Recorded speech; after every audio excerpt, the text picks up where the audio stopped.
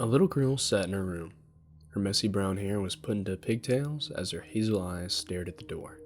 She hugged her stuffed giraffe close to her little body and listened closely to the loud yells of her father and mother. "I never should have had any damned kids," screamed a loud, deep voice. "All they do is make messes, complain, and draw on the walls." He was interrupted by the shrill, angry yell of the girl's mother. "They're children, David. They don't know any better." "Oh, fuck me, Mary Beth. I don't want to hear your bullshit excuses. I've had just enough about them." "And what do you plan to do about it?" The girl heard loud footsteps coming towards her room as she hugged her giraffe closer. The door opened violently, and in the doorway stood her large, infuriated, overweight father. In one of his meaty hands he held a large textbook. "David, stop it," screamed her mother, but the father ignored his wife's pleading cries. He grabbed the little girl harshly by the collar, and she screamed and kicked, trembling in fear. The girl's father held up the textbook. "This is her drawing on my fucking walls, you little bitch." Years later, the little girl known as Natalie was now 9 years old. Going through the stage of puberty, she was naturally a little chubby. Like the usual, she sat in her room, watching TV. Her dad was ranting on about some economic crap that she really could give a less shit about, as she munched on some popcorn. She was also currently drawing a picture. There was a bit of gore in it, but strangely she really liked drawing blood. It gave her some weird satisfaction. Other than that, multitasking was no problem for her. It became apparent to her at a young age, after having to do so much hard work and labor, that she was able to do many things at once. Drawing ended up being her talent and passion. It was her way from escaping from reality whenever something bad would rear its ugly head and peer in, or when she was simply bored. She suddenly heard the closing of her door and looked to the left, pausing on munching on her popcorn. There stood her brother Lucas, who was 14 years old. "What is it?" She could still hear her father yelling from outside her door. "Dad scaring you?" He let out a chuckle. "No way. I think we're both used to his yelling by now." There was a long pause. "So why are you in here?" He played with his sleeve slightly and twitched a bit. "I have to ask you something." He trained his eyes on her. She frowned slightly, growing impatient with her brother interrupting her movie and drawing. "What?" He moved a little closer. "You said you wanted to be cool and grow up like a teenager, right?" She nodded and suddenly brightened up a little. "Well, I have an offer." "Just spit it out, you dimwit. You know what guys and girls do together sometimes, right?" The next day at school, Natalie did not say a word. She did not speak for the whole day. She didn't have anyone to speak to anyways. Nobody could know. Nobody should know. And so, nobody would know. Her teacher picked up on a few of her puzzled expressions, but she dismissed it, as if she did not understand the lesson. Natalie also felt as if she was in severe pain. She had had no idea it could hurt. Feeling scared, she walked home and silently went to her room. But later in the day, she was once again greeted by her brother. Nobody would know. At school. She finally decided to tell someone.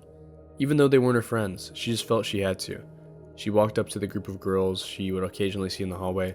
They looked like nice girls, and they and Natalie had occasionally talked before. "Hey, Mia?" The ginger girl looked over to Natalie with a straight face. "Yeah?" Mia said to Natalie, I really need to talk to you about something. It's been going on for a while, and you and your friends, well, I feel like you're the only people I can trust." Mia and her friends seemed to pull little smirks, but only for a moment. Little did Natalie know, they were hungry for gossip. "Alright, you can trust us. What's up?" One day later was all it took. She had been getting constant remarks on social networking sites such as Facebook. One time someone even called her a whore. Not to mention their lunch had ended up getting in her hair. It was going to be the least of her problems, but Natalie, being only 9, could not help but be greatly upset at this fact. However, she did not cut, she did not peep, and she never had to say a word about it. As you may recall, so far in this journey she had kept everything inside. She supposed it was better. She wouldn't let any pain get the best of her. 3 a.m., school night. Her mother was going to kill her. The girl known as Natalie was now 16. She was productive in high school, close to honor roll. For once she felt calm and happy. Though, like the usual, she would occasionally become a hermit in her room, hiding away from her dad, who still liked to constantly yell and scream about the economy, money, and politics, and all the other bullshit that she was flat out tired of hearing. Her eyes started to feel heavy. She had an assignment to work on, but that was no longer important to her. All that was on her mind was sleep. She closed her laptop, and after her eyes adjusted to the darkness slightly, she saw her old, worn-down stuffed giraffe in the corner. She stared at it. In complete and utter silence, memories passed through her mind and she felt tears come to her eyes, but quickly she blinked them back. No more blinking. she thought to herself, but she continued to stare at it. "What the fuck are you looking at?" she said to the stuffed object. It simply stared back with soft, black, beady eyes. She shook her head and stood up. She looked down sadly at the little toy animal and gently picked it up in her arms. She cradled it and spoke softly to it. "I'm sorry." Some tears ran down her face. She pet its rough, short fur softly as she lay on her bed. She slowly went to sleep. She was woken up by the angry growls of her mother. Exhausted, she slowly opened one of her eyes. "I can't believe I forgot to take your laptop away. You were on it all night, weren't you?"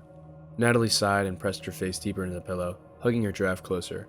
Her mother sighed and walked out. She took a shower, brushed her teeth, and ate some breakfast. Then, she got dressed. She put on a gray and blue hoodie with fur inside its hoodie. It wasn't her favorite, but it was the only one she could wear to school due to the others being in the wash. She also put on a black jeans and some thin, fashionable boots. Finally, she went down the stairs to get driven to school. She hopped in the car and her mom sped off. However, on the way there, due to the lack of sleep, she slowly put her head against the window of the car and began to drift off. Her dreams, or more accurately, nightmares, consisted firstly of her physical abuse as a child, and secondly of the sexual abuse she had suffered at the hands of her brother Lucas. The abuse had lasted for 4 years before she had the guts to turn him away. She started twitching and cringing in her sleep, but her mother took no notice. Her mother never took notice. Suddenly, she was jolted awake by the sound of her mother's voice. "We're here," her mother said with annoyance in her voice, most likely from catching Natalie napping again. She looked at the large sign of the school which read, Walkerville Collegiate Institute for the Creative Fine Arts. She sighed, tiredly, and stepped out, putting her backpack on her shoulder. "See ya," she proclaimed, and closed the door.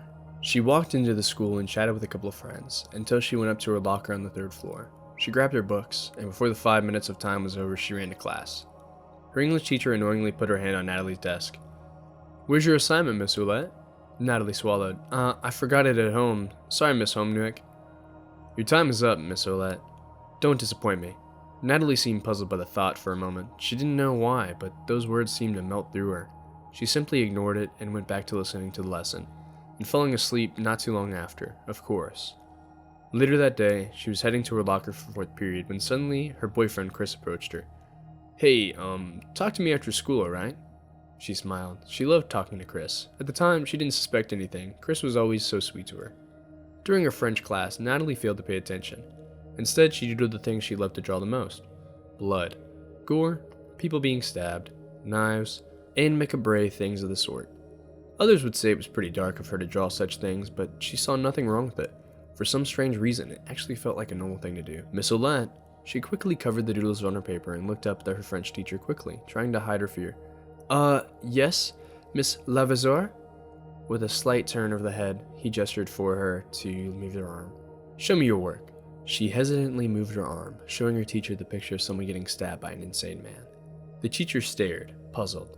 Looking at her a bit, she smiled nervously. "Erase that and get started on your work," he said in a strangely calm voice. He walked away, and she sighed and began to erase the picture. "And Miss Ouellette," Mr. Lavisiere interrupted. She looked up at him slightly. "Your time is almost up to get your done work. I suggest doing it now." She growled at the remark. Time always seemed to be against her. As far as she was concerned, time could go fuck itself. After class, she walked out of school to find her boyfriend standing near the fence on the sidewalk. She smiled and walked over, hoping he had something to say that would cheer her up on this miserable day. But as she walked closer, her smile slowly faded. He wasn't smiling back. "Chris, what's wrong? What did you want to talk to me about?" He sighed. "Natalie, I think it's time that we should start seeing other people." She felt her heart break. "But why?" Natalie cried. He responded with a stern look. "It's your mindset, your drawings. They just creep me out. I think there's really something wrong with you, and the saddest part is that you haven't told me why you're acting like this. It makes me feel irresponsible, so I just can't do it anymore. I'm sorry." And with that, he walked away. Natalie slammed her hands on the bathroom counter at home. She stared at herself in the mirror, her eye twitching. "I won't hurt myself like the others. I can stay strong." There was a needle and black thread in her hand. "It's pointless. It doesn't help." Some weird sensation pulled at her subconscious. She chuckled slightly. "No, I'm doing it because I want to." She held up the needle with thread on the end of it and smirked. "Time is up." Piece after piece, cut after cut, even though excruciating pain was going through her, she did not whine. She did not whimper. She did not cry. There was no more tears to shed. All she did was smile. Blood leaked from the pierces and made a low dripping noise into the sink and onto the counter. When she was finished, she stood back and admired her handwork. She stroked the horrendous stitches on the side of her mouth, which each spread into a large, wide smile. She felt the warm, wet blood on her fingers and licked it gently, consuming the metallic-tasting liquid as pure ecstasy.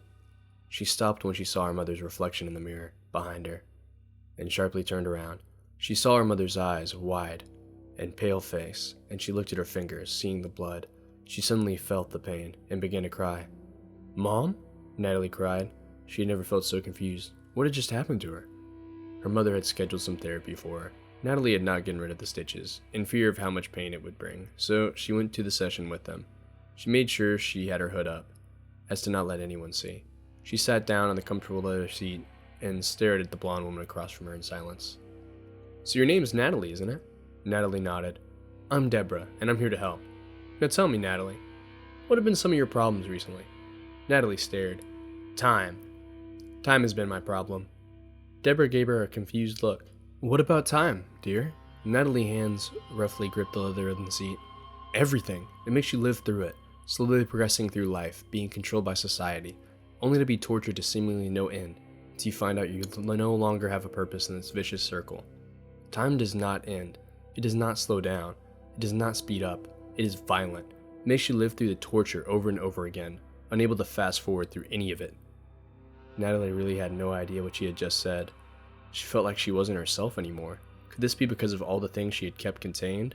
No, that was impossible, but for some strange reason, she liked it. The therapist leaned in closer. "Sweetheart, I want you to tell me, has something happened to you?"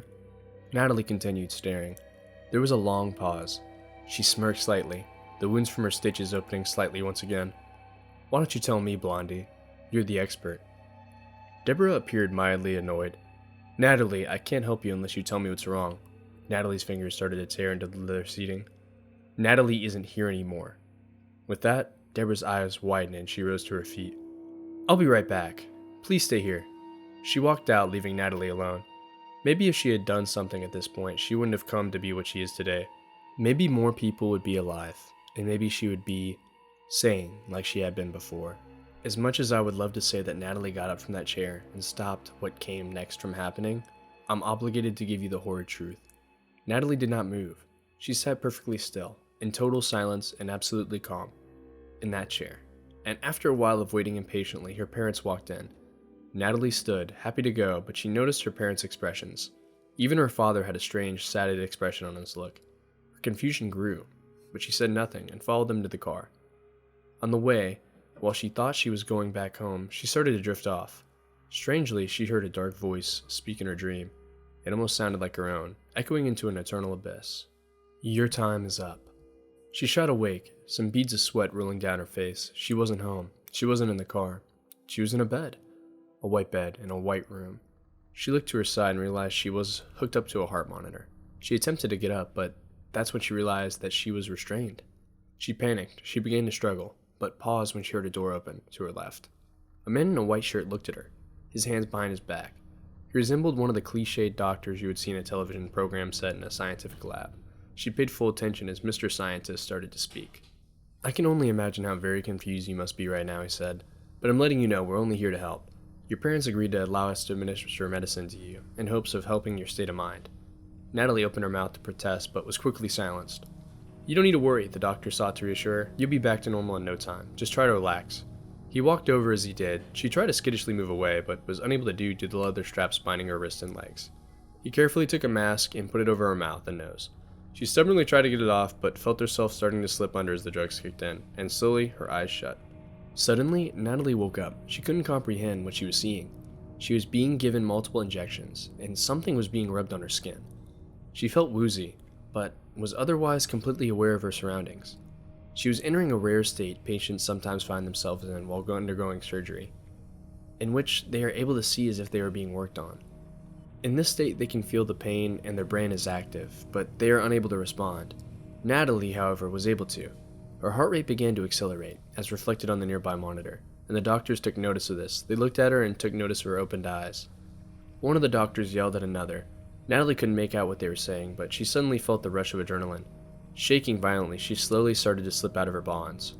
One of the doctors moved to hold her down, but then hesitated to do so. Natalie watched as all three doctors backed away in unison. She sat on the edge of the bed and then took the IV tubes from her arm and the mask from her face. She got to her feet and started to stumble towards them.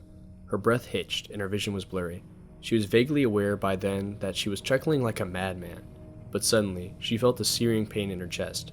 She gripped her chest in agony and dropped to her knees. She coughed up blood, felt prostrate on the floor, and blacked out. Natalie woke up slowly and groggily sometime later. She found herself back in bed and a doctor sitting beside it. "I'm so sorry, Natalie. Something went horribly wrong."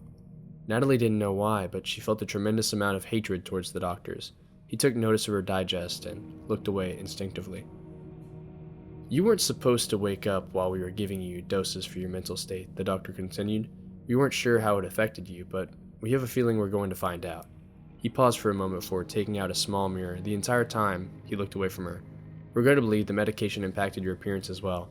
Natalie looked at herself in the mirror and her eyes widened. Her eyes were completely green. She noticed she still had the stitches in her mouth as well, but for some reason she couldn't help but feel overjoyed. Her heart rate began to rise again. She gave a low chuckle. The doctor looked on in shock as Natalie quickly moved towards him, until she close enough for him to feel her breath. "Doctor," she began, still chuckling. He trembled slightly and pressed a button on the underside of the monitor. "Yes," he stamped in reply. "Your time is up." A loud scream was heard through the halls of the facility. 2 security guards rushed in the room, kicking and opening the door. Blood. Blood was the first thing they saw. Blood on the walls, on the bed, on the floor, even on the ceiling. Natalie had strapped the doctor to her bed. The bed was bent at a sharp angle, and the doctor's spine was completely snapped. Blood poured from his eyes, nose, and mouth, and there, in the corner, was the murderer, happily drawing her gruesome pictures on the wall in blood, alongside the hastily scrawled phrase, "Your time is up." Natalie slowly turned to look at the guards, and a wide, crazy grin spread across her face. "Hello, friends. Would you like to play?" And with that, Natalie began laughing uncontrollably. The guards quickly drew their guns, but before they could act, Natalie charged at one of them. One of the guards fired around, but Natalie was able to dodge it. She grabbed a large knife from a sheath on his pocket and slashed it across his waistline. Blood, organs flooded out, and he collapsed to the ground. She inhaled deeply, loving the damp stench of death. The remaining guard shook with fear and dropped his gun. She slowly walked up to him and placed the tip of the knife against his chest. "Your time is up." She slowly slid the knife down his chest and all the way down to his abdomen. His organs spilled out on the floor and he collapsed, dead. Natalie's mother had been sleeping soundly in her room beside her husband. She awoke to the sound of knocking on her door. She groggily got up and walked out of the bedroom into the front door. It was pouring outside, and thunder boomed in the distance. She approached the door but paused before grabbing the knob. She detected a faint sound of insane laughter. The rain and thunder seemed to quiet it down. She suddenly pressed her ear against the door and listened carefully. "Hello, Mother," a voice from the other side called out. Natalie burst through the door, wielding 2 knives. Her mother stumbled back, hitting her head against a nearby coat rack. One of the hooks penetrated her skull and she bled considerably from the resulting wound. She fell to the ground paralyzed, but still conscious, laying in a pool of her own blood. Natalie towered over her and then knelt slowly down to meet her mother at eye level, and displayed her blood-soaked blades proudly. "I was suffering, Mother," Natalie cooed. She ran to the tip of the knife across her mother's cheek, cutting it slightly. Natalie tilted her head, but you did nothing. All her mother could do was shake and gasp, like a fish out of water. Natalie grabbed her mother and gently laid her flat on the ground. From there, she straddled her and began cutting a V into her chest. Her mother could only gasp and shake as the life drained from her. She choked and gurgled and her breaths became labored. Natalie knew she didn't have much time left. She proceeded to forcefully open her mother's chest cavity with a loud crack, reaching in and grabbing her mother's still beating heart with her bare hand. Its pulses were growing farther and farther apart. Suddenly she ripped it out, blood spraying all over her face.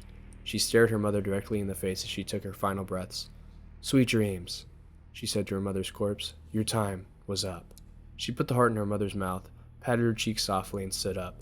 She wasn't done yet. Natalie's father, David, had stirred awake and had realized that his wife had not yet returned to bed. His eyes had just adjusted to the darkness, when he suddenly noticed Natalie standing at his bedside with a crazed smirk plastered on her face, and her newly green-tinted eyes glowing in the darkness. She was covered in blood and the scent was unbearable. She frowned dramatically. "Oh dear, Mother's gone. I wonder who will get the money," Natalie jeered. She swiftly grabbed her father's forehead, laughing manically.